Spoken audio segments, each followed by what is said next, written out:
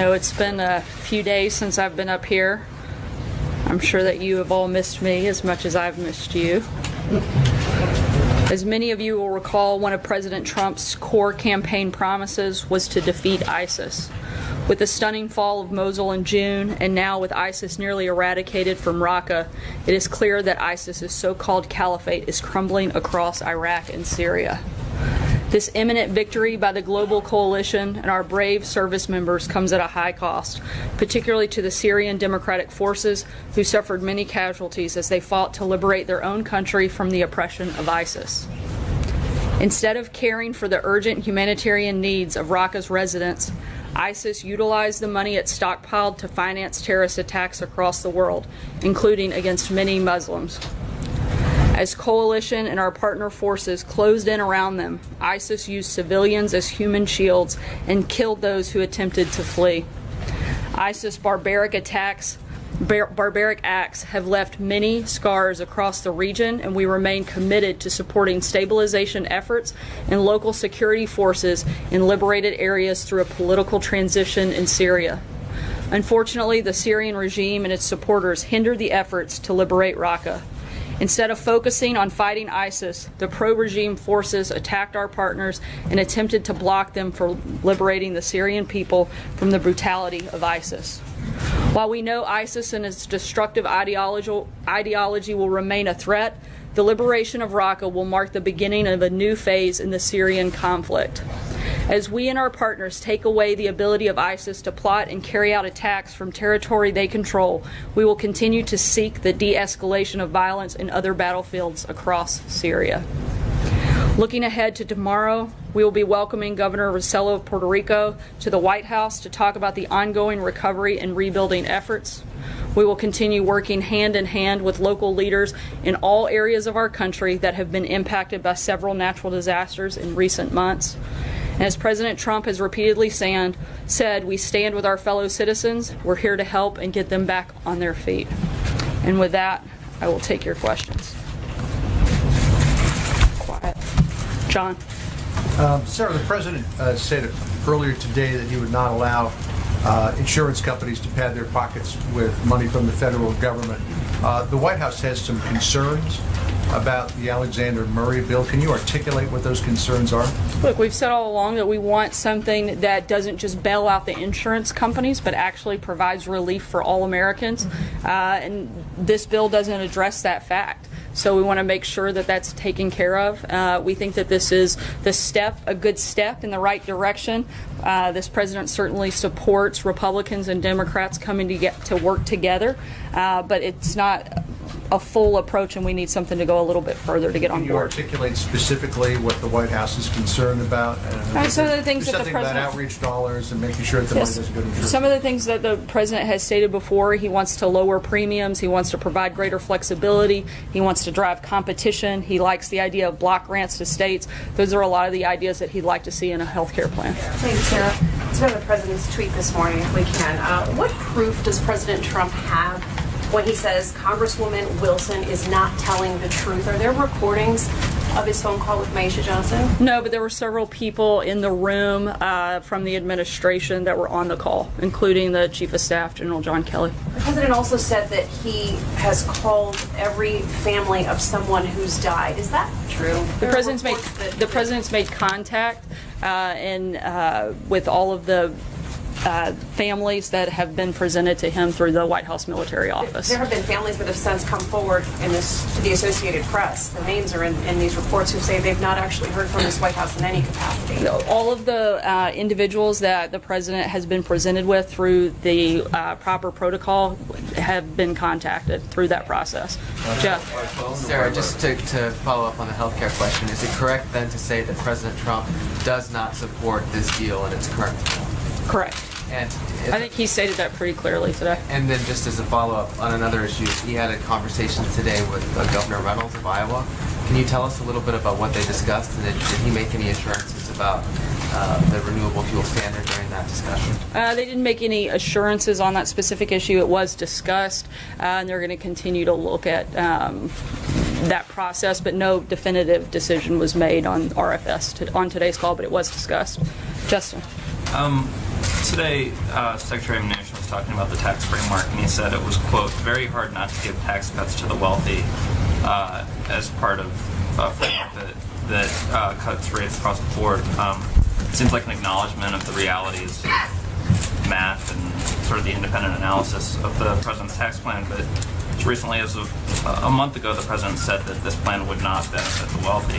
That's not the focus of the tax plan. The focus, as we've said time and time again, the focus and the priority of the framework that the White House has laid out is to benefit the middle class, and that's You that's would agree what the with priority Secretary is. Mnuchin then That there may be some people that receive tax cuts that are also in the wealthy bracket, yes, but the fact is the priority again remains that middle class Americans are the ones that are most impacted, and that's where the priority and the focus lies. Sarah, what is the criteria that the White House Military Office uses for presenting names of families to the president after there have been casualties in combat? So there's a process that is a standard protocol. Once a person is killed in action, the first steps, the process begins with a DOD casualty assistance officer making next of kin notifications. After that, they create a package that's sent to the White House Military Office. That package is then reconfirmed. All of the details and the contents of the package have to be confirmed by the White House Military Office. Once that process is completed, the president or other members of the administration can engage in contact. Just to follow up on that, so are you saying that if the president hasn't contacted the family members of every service member who's been a casualty since he came to office, it's because of the protocols of that office? That's my understanding. If there's a specific case, I'd have to look into it, but as a whole, and generally speaking, that's my understanding. And just to follow up on this week, why did the president wait 12 days to speak publicly about the... As I just said, I walked you through that process. So the DOD package that was sent to the White House arrived on Thursday of last week. The White House Military Office confirmed the contents of that package on Monday, and the letters had been drafted over the weekend. They were sent once that confirmation was completed, and calls were scheduled on Monday to be made on Tuesday. But I wasn't just asking about the family, asking about why he didn't make public remarks. About contact. Is the president satisfied he has learned everything he wants to know about the situation itself in Niger? Pentagon sources described it as what was interpreted to be initially as a low-risk mission. The ambush was a big surprise. There was no air cover. 30 minutes for French air cover to arrive. Questions about the speed of the evacuation and having perhaps that something to do with whether or not these military personnel survived or not. Is the president satisfied he knows everything he needs to know about this particular raid, rules of engagement, and everything about it? I believe they're still looking into the details of that, but I don't think that the president can ever be satisfied when there's loss of life from men and women in the uniform. Is there anything he wants to know more about this than he's learned so far? I can't get into the specifics in terms of... He's contacted. Right, I can't get into the specifics of the details of the raid at this point, but again, I don't think you can ever use the word satisfied with the process when there's a loss of life for someone in the military. Sir, on tax Deborah, reform, because I'll come back. You got time. Deborah. I have a Las Vegas question. Is the administration looking at having the ATF ban bump stocks, or does the president think that Congress should do it? We're certainly still looking into and having a review done of that process, and when there's an official policy position, I'll make that announcement. How long do you think that will John? Yeah. Thank you, Sarah. Two questions. When the Alexander Murray bill came up at the Scrum in the Rose Garden Monday, there were questions about whether it would contain federal funding for abortions, and these concerns have been raised by several pro-life lawmakers on Capitol Hill. Will the president rule out signing any kind of measure that includes funding for abortion? The president stated that he would like to see a health care bill that does not include funding for abortion. Will he rule out signing one that does? I believe that that is probably something that would be a priority for him, but in terms of negotiating what that health care package would look like, I'm not going to do that from the podium today. My second question. Hold on, I'm going to try to take one question a day to get to everybody. John Decker. Thank you, Sarah. A question about the NFL. Roger Goodell, the commissioner of the NFL, earlier today said that all players should stand during the playing of the national anthem. Earlier this week, there was no change in policy as it relates to the NFL mandating that all players in the NFL stand for the national anthem. Does the president believe that he's winning this argument or has won this argument as it relates to what he said about whether players should stand for the playing of the national anthem? I think it's certainly a step in the right direction. As we've said many times before, the president supports standing for the national anthem, saluting the flag, and honoring those men and women in uniform that fight to protect it. Sarah, thanks. Does the president feel, as a matter of principle, that it is not adequate to simply send a letter of condolence to the family of a slain service person, as President Bush and President Obama typically did? And does he feel that it was not adequate for President Obama to have sent a letter to General Kelly but not called General Kelly on the death of his son? I don't think that there's anything that any president can do. There's never going to be enough that a president can do for the families of those that are killed in action. The point the president was making is that there's a different process. Sometimes they call, sometimes they write letters, sometimes they engage directly. The comments were certainly, I think, taken very far out of context by the media, and if there's any frustration, I think that's where it should be focused. Sarah. Let me ask you about something Steve Mnuchin had said, since you guys talk about the stock market a lot and the president does as well. He said, and I quote here, "There's no question in my mind that if we don't get it done," meaning tax reform, that you're going to see a reversal of significant amount of these gains, essentially saying if tax reform doesn't happen, there could be a major correction on the corner of Wall and Broad. How concerned is the president at this point of that possibility? We're confident that we're going to get tax cuts done, and so that's what we're focused on, and we're going to continue pushing forward until we get there. And on the healthcare bill, if you don't mind, what changed? I'm sorry, I'm just going to take one question a day. The president tweeted about the California wildfire situation. Does he have any plans at this point to visit California to survey the damage in person? And if he doesn't, does that speak to a lack of interest in helping the state recover from the wildfires? Not at all. Again, the administration has been very engaged throughout this process. We're going to continue to be there. We're continuing to talk with state and local officials on the ground and work with those individuals to make sure that whatever aid is needed, that we can help provide that process. Is he going to go to the state, though? There's not a trip planned at this time, but it certainly hasn't been ruled out either. Philip. Thank you, Sarah. Can you please clarify the president's position on Kurdistan, especially on Iraqi Kurdistan, especially given the takeover of Kirkuk? And does the president see Kurdistan as an ally in general? As we've said before, that position hasn't changed. I know I've talked about it a couple times.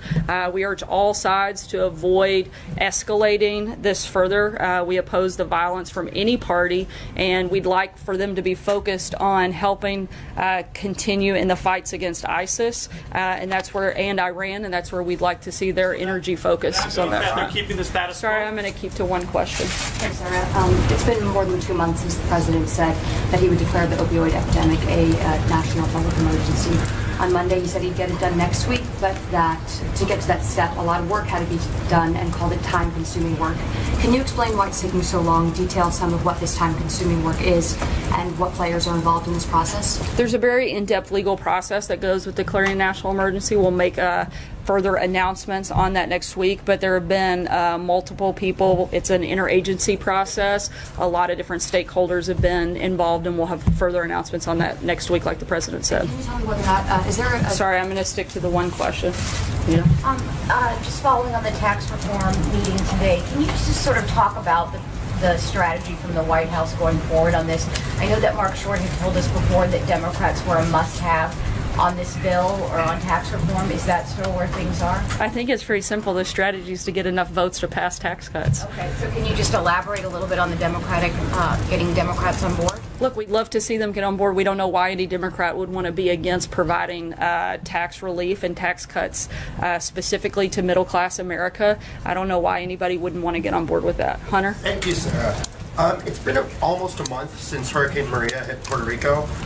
Almost 80% of the island is without power, and about 1 million Americans, a third of the population there, still don't have reliable drinking water. Does the administration consider the current state of affairs in Puerto Rico acceptable? And when it comes to Puerto Rico, does the buck stop with President Trump? Look, we're continuing to do everything that we can to help the people of Puerto Rico. It's one of the reasons that the governor will be here at the White House tomorrow to continue those conversations, to talk about how best the federal government can help aid state and local governments and help in the rebuilding and recovery efforts. Eamon? Thank you, Sarah. On the Fed chair search, the president once said that he considers himself to be a low interest rate guy. Does he still consider himself to be a low interest rate guy, and will that have any bearing on who he selects to run the Fed? As the president said yesterday, he's interviewed a number of very qualified individuals, and he'll make that announcement in the coming days, and we can deliberate all of the details of that once that happens.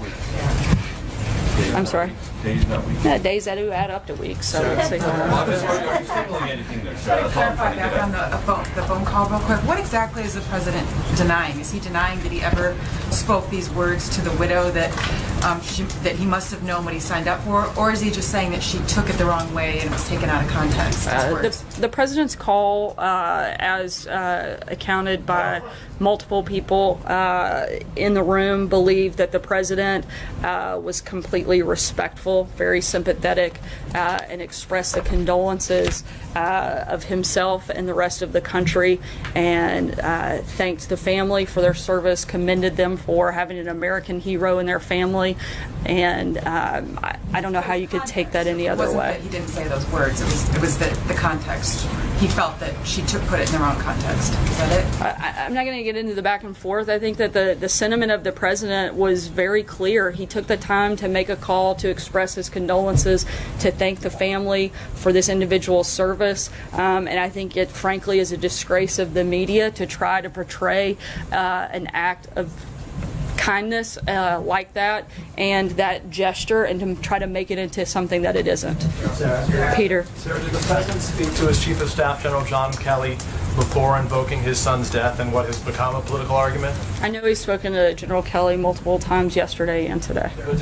On this very topic, in other words, did General Kelly know he would be raising the issue of his son's memory when talking about I'm not sure if he knew of that specific comment, but they had certainly spoken about it, and he's aware, and they've spoken several times since so then. Can you describe how General Kelly feels about it? Is he comfortable with the way his I son's think memory that General Kelly is disgusted by the way that this has been politicized, and that the focus has become on the process and not the fact that American lives were lost. I think he's disgusted and frustrated by that. And if he has any anger, it's towards that. Fred?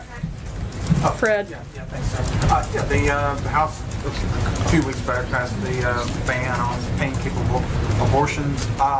Where does the president or the ONG has said that the president would sign this legislation? Is the White House putting pressure on the Senate to pass the Lindsey Graham bill that would ban the 20-week? I'm sorry, what was the last part of the question? Is the White House putting pressure on the Senate to pass the Lindsey Graham 20-week ban? I know that there have been conversations about that, and the administration supports that policy, but beyond that, I don't know if there have been further conversations or pressure applied, but certainly support that effort. Sarah. April. Sarah, Congresswoman Wilson, I talked to her a couple of hours ago, and she says that this is the president's Benghazi. She says that that Jackson was, and his Green Berets were in Niger trying to find out information and doing a mission about Boko Haram. And she said that his transmitter was still emitting for 2 days, emitting a signal when he was located. And she says that makes no sense why he wasn't located. What say you about that? And also, what do you say about her comment that he did not know, and the wife, the widow, said that the president did not know his name. He kept saying, "Your God, your God." Just because the president said your guy, I don't think that means that he doesn't know his name. As the president stated, the hardest job he has is making calls like that. I think it is appalling what the Congresswoman has done and the way that she's politicized this issue and the way that she is trying to make this about something that it isn't. This was a president who loves our country very much, who has the greatest level of respect for men and women in the uniform, and wanted to call and offer condolences to the family. And I think to try to create something from that the Congresswoman is doing is frankly appalling and disgusting. What did you say about what she said about Boko Haram and Niger? What did you say about what she said about the mission and then comparing As I said to Major before, I'm not going to get into the details of that action at this point. Was she right? As I said before, I'm not going to get into the details of that action at this time. And when we have further information, I'll be happy to discuss it with you. Thank you, Sarah. Hallie. Thank you. I just want to, setting aside the Congresswoman, setting aside the discussion about the politicization of this, the woman who raised Sergeant Johnson spoke to the Washington Post and said she felt like her son had been disrespected. And again, I'm not asking about what Congresswoman Wilson had to say. I'm not asking about any of that. But given that somebody who has, as you rightly note, making these phone calls is probably one of the hardest things a commander-in-chief has to do. Given that, is the president at all reconsidering the way that he communicates with these families? Has General Kelly counseled him on perhaps how he might want to choose or change his words in the future? General Kelly was present for the call and thought it was completely appropriate. He thought the call was respectful, and he thought that the president did the best job he could under those circumstances to offer condolences on behalf of the country. Philip. On NAFTA, the Canadian and the Mexican negotiators have rejected the U.S. proposals that were described as unconventional and troubling. Is NAFTA dead? Not yet, but as the president said, it's a bad deal, and he wants to make sure that we have a deal that benefits American workers. That's what this administration is focused on. We're going to continue to push forward, and if we can't get there, then we'll let you know what the changes are. Francesca.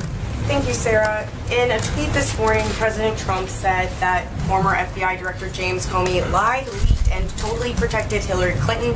He also asked, where is the Justice Department on this? What exactly does the president want the Justice Department to do? Is he calling for a prosecution of James Comey? What's he asking for here? Look, the White House hasn't and won't offer a legal opinion on Comey's conduct, but in fact, to the contrary, the White House has actually deferred, as it should, any and all legal questions regarding Director Comey to the Department of Justice. That's the appropriate venue for those things to be dealt with. What's the Department of Justice to do, though, in his tweet this morning? That's what I'm asking. We refer any legal action to the Department of Justice. Anything on that front would be handled by them. Sarah. Sarah, normally when the president is upset about something, we hear from him pretty quickly about it, whether it's an issue with the senator, whether it's an issue with the NFL. So why did it take nearly 2 weeks for him to say something about this ISIS ambush, not to reach out for the families necessarily, but even to offer public condolences or to explain to the American public what happened and how the deadliest combat mission involving American troops went so wrong? As I said before, there is a protocol for that, but there's also, we did make public remarks from the administration. I know I did in short order after that happened from the podium at the direction of the president, and I speak on his behalf, and I did that on behalf of the president and the administration. Sarah, you brought up politicizing a couple of times in relation to Congresswoman Wilson, but did the president politicize General Kelly's son's death by bringing it up as a defense for his claims about what past presidents did or did not do with He was responding to a question and stating a fact. Just to clarify your earlier answer, you're not denying that in some point in the conversations the president used the words, "it's what he signed up for." I spoke specifically to the sentiment that was offered by the president, and I didn't get into the details of a personal call because I don't find that to be that appropriate. Trey? Thank you, Sarah. You opened up at the top discussing the liberation of Raqqa. So my question for you is, how does the president envision future U.S. involvement in both Syria and Iraq post-ISIS? We want to continue to work with our coalition forces to completely destroy and defeat ISIS. Right now, that's the priority, and that's the focus, and that's what we're going to continue to be focused on at this time. Thank you guys so much for today, and we'll see you tomorrow. Thank you, Sarah.